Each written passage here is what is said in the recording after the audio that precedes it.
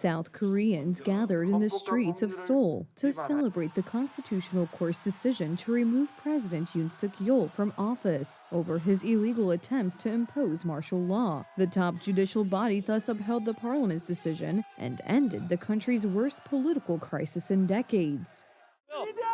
I am excited to be here with the South Korean people. I feel like I've returned from the beyond. I can finally breathe freely. We finally have a chance to build a new Republic of Korea with respect for democratic principles. At this moment, I am very happy. I will never accept this. This is supposed to be the rule of law. I think this country is going into decline. After the impeachment ruling of President Yoon Yeol, the presidential flag that once hung next to the national flag on the presidential palace in Seoul was lowered.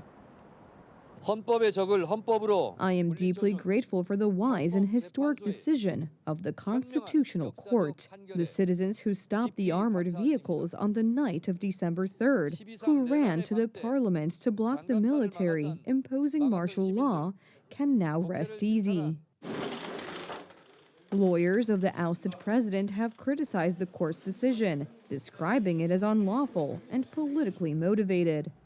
I regret it very much because it is a completely political decision. I regret that something like this could happen in the 21st century in the Republic of Korea, which is a constitutional state. Constitutionalist experts have a different opinion. I'm considering Yoon Yeol's reasons for declaring martial law. It was determined that they did not meet the criteria set forth in Article 77 of the Constitution, which defines martial law as being in effect only in times of war, state of emergency, or other emergencies.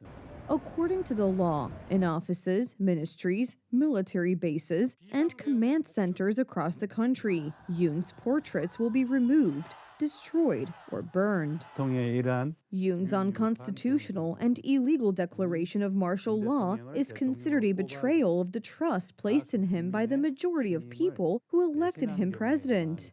The Constitutional Court's decision gives the green light to launch another presidential campaign.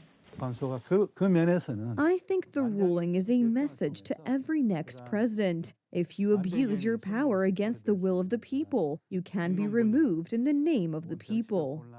According to the Constitution, elections must be held within 60 days. Until the new president is sworn in, Prime Minister Han Duck-soo will carry out the duties of the president.